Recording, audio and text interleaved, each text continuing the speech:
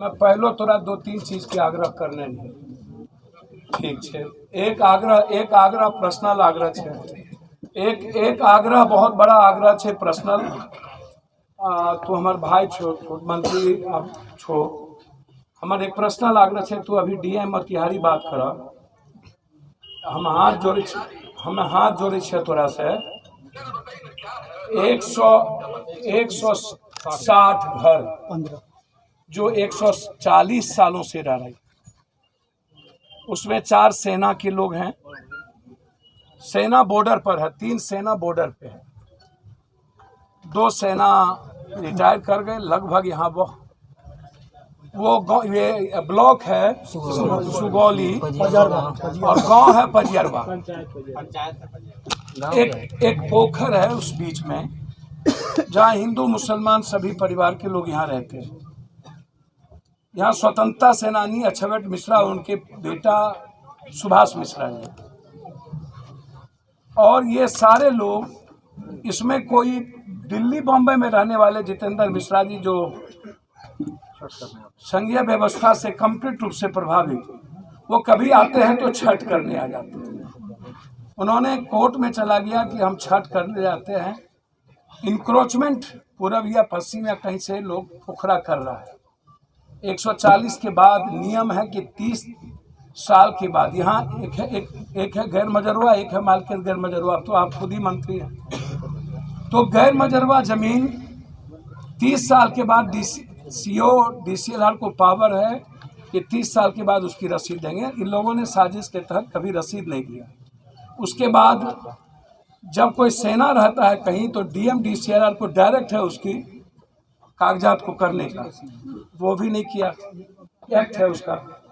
उसके बाद जितेंद्र मिश्रा कोर्ट चले गए, और सिंगल कोर्ट से कोर्ट ने जबकि कोई ऐसा ऑर्डर नहीं किया। कोर्ट ने पूछा यहाँ के कलेक्टर से, सब लोगों से, कि हमको 12 के पहले तुम ये बताओ कि वहाँ की क्या स्थिति है। कोर्ट आए, पूरा फोर्स लेके, बुलडोजर लेकर के DM SP आया, और लगभग 160-70 जो 140 सालों से 2 महला 3 महला बिल्डिंग बनी हुई है, उसमें 30 घर को आकर के उधर से ही एक है दक्षिण मिश्रा जी का घर है, नौरन मिश्रा का, दूसरा सुभाष जी का, उधर से ही तोड़ते तोड़ते 30-40 घर को तोड़ दिया। पहले DM SP को इन लोगों ने जिस तरीके से DM DCLR को जिस तरीके से प्रभावित किया, सही कागज नहीं वहाँ सबमिट कर पाए ये लोग कि कितने सालों से है, क्या स्थिति है। और उसके बाद जब इन लोग इस पार्टी का, थर्ड पार्टी का जब सब कुछ इन लोगों ने लिख के दिया, तो उसका कोई अभी तक रिसीविंग भी इन लोग को नहीं मिली। ये लोग भी कोर्ट गए। साथ में जब इस तरह की चीज़ें हुई, इन लोगों को लगा अभी डेट हमारा 12 तारीख को है, फिर इस पर बहस होगी। लेकिन इस बीच में आकर के आतंक का माहौल बना हुआ है।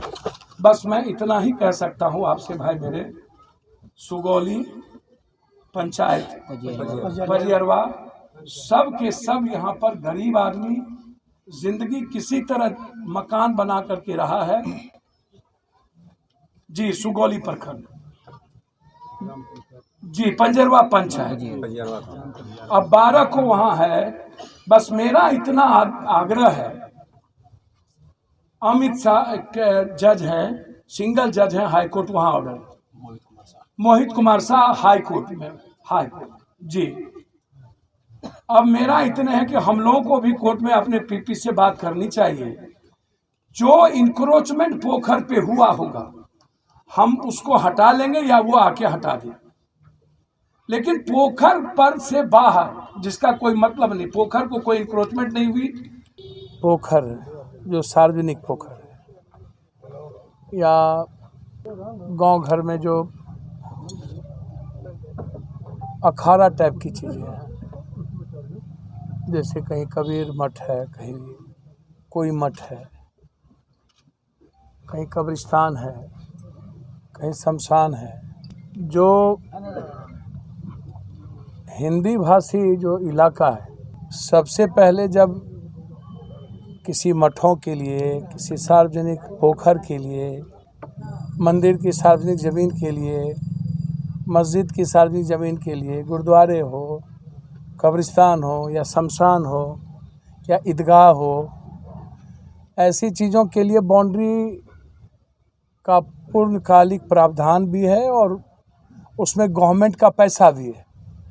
तो अभी तक इतने दिन सरकार रही, जिसमें बीजेपी की भी सरकार रही, दूसरी भी सरकार रही, महागठबंधन की भी सरकार रही, तो सार्वजनिक प्लेस की सुरक्षा सरकार की जिम्मेदारी थी और ये प्राथमिकता थी, जिससे किसी समाज के लोगों को दिक्कत ना हो, आहत ना हो, परेशानी ना हो।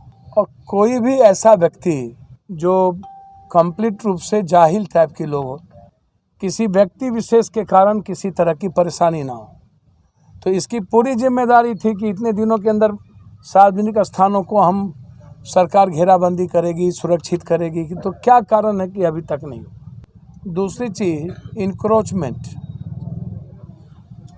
हमको समझ में नहीं आता है कि जितनी इंक्रोचमेंट बनी है अभी तक, सरकार से हम जानना चाहेंगे बहुत क्लियर, जितनी गैर मजरूआ ज़मीन है या शहर में जितनी सरकारी ज़मीन है, उसकी भी माफियाओं ने रजिस्ट्री करा ली। तो सरकारी ज़मीन की रजिस्ट्री करा ली, उस पर तो गहरी चिंता नहीं है। सरकारी ज़मीन की रजिस्ट्री हो कैसे गया, जो प्रावधान नहीं है। यहाँ जब आप रसीद काटने का कोई प्रावधान नहीं है, तो फिर सरकारी ज़मीन की बड़े बड़े जगहों पर अब किस तरीके से रजिस्ट्रेशन हुआ। तो अभी तक आप जैसे राजीव नगर, नेपाली नगर में माफियाओं ने, आप कह रहे हैं सरकार की ज़मीन बेच दी, तो बेच दी तो रजिस्ट्रेशन तो हुआ ना, तो रजिस्ट्री कैसे हुई। तो सबसे ज़्यादा पूंजीपति और पैसे वाले और माफिया नेताओं ने सरकार की ज़मीन कब्जा कर लिया, पदाधिकारियों ने। हमने अभी आलोक मेहता जी से बातचीत, हमको डीएम बताएंगे ना कि बारिश में किस राइट और किस नियम के तहत घर तोड़ दिया के। ऑर्डर आपने दिखाया नहीं, आपने घर तोड़ दिया। जो नोटिस आपने चिपकाया, वो नोटिस में आप कोर्ट का किसी चीज़ों को आपने जिक्र नहीं किया। दूसरी बात, आप किसी को नोटिस दी, किसी को नोटिस नहीं दिया। 2 नोटिस के बाद तीसरा नोटिस होता, आपने तीसरा नोटिस नहीं दिया। हम भी चाहते हैं कि सार्वजनिक प्लेस जितना है वो सुरक्षित हो। कोई नहीं करेगा तो मैं उस पोखर की घेराबंदी, डीएम साहब के पास पैसा नहीं है तो पप्पू यादव को कहे कि हम परसों से हम वहाँ ईंटा गिरवा देते हैं। हमको कोनो नेताओं की तरह चोरी छिनारी थोड़े करना है। अरे भाई, बाप का पैसा है, या तो किसी से भीख मांगेंगे, ला के गिराएंगे। जब दुनिया को देते हैं तो ये भी काम करेंगे। इन एमएलए, देखिए हमने पहले भी कहा कि ये समाज इतना कमज़ोर है। रोज़गार की लड़ाई होगी, नहीं लड़ेंगे। जीने की लड़ाई होगी, नहीं लड़ेंगे। संविधान की लड़ाई होगी, नहीं लड़ेंगे। लेकिन जात पात की लड़ाई होगी, लड़ लेंगे। हिंदू मियाँ की लड़ाई होगी, लड़ लेंगे। और लड़ेंगे कौन? लड़ाता पप्पू झा है, पप्पू मिश्रा है, पप्पू दुबे है, पप्पू चौबे है, पप्पू यादव है। लड़ाता ये है, और लड़ता है गरीब आदमी जिसके जेब में 1 रुपया नहीं होता है। मैं तो ऐसे सालों को, मैं सच कहता हूँ, जो गरीब का यूज करता है ना, उसको जिंदा हैंग कर देना चाहिए। कोई जाति धर्म मजहब हो, मैं किसी को नहीं बकसता हूँ। भगवान ऊपर बख्सूंगा ही नहीं, नीचे को कौन पूछे। ना मुझे ऊपर का डर, ना नीचे का डर। ये सादे कागज़ पे लिख लीजिएगा आप लोग। इंसानियत के अलावे धरती पर मैं किसी चीज़ को नहीं पूछता। इसीलिए मैं डीएम से आग्रह करूंगा कि लॉ नहीं कहता बरसात में करने के लिए, और आपने सही इंटरप्रिटेशन कोर्ट को नहीं किया है। इंक्रोचमेंट क्या है आप उसको देख लीजिए, उसका आप अविलंब आप काम वहाँ पर शुरू कीजिए। आप पोखर की उगाही करिए। उगाही करने में किसने मना किया? किसी ने रोका नहीं। आप पोखर की उगाही करिए। और यदि ऐसा लगता हो, लास्ट फिर मैं आपको कह रहा हूँ, ऐसा लगता हो कि कोर्ट के किसी बड़े कारणों से आपको तोड़ना पड़े, बाय दी वे कोर्ट इसको ना समझ पाए या गवर्नमेंट इसको ना देख रही हो, तो आप बारिश के बाद सबसे पहले आप जिसके पास 1.5 डिसमिल ज़मीन नहीं है, उसको आप ज़मीन लॉट करिए। उसके नाम से, उसके परिवार के नाम से ज़मीन दीजिए, सरकार जहाँ ज़मीन है। और ज़मीन लॉट करके आप जो उनके खर्च हुए हैं उसको खर्च दीजिए, ताकि अपना घर बना करके अपनी ज़िंदगी जी सके। जब तक आप ज़मीन लॉट नहीं करते हैं, उसको खर्च नहीं देते हैं, तो आपको कोई राइट नहीं है 140 साल रहने वाले व्यक्ति को तोड़ना और आनन फानन में माफियाओं का साथ देना।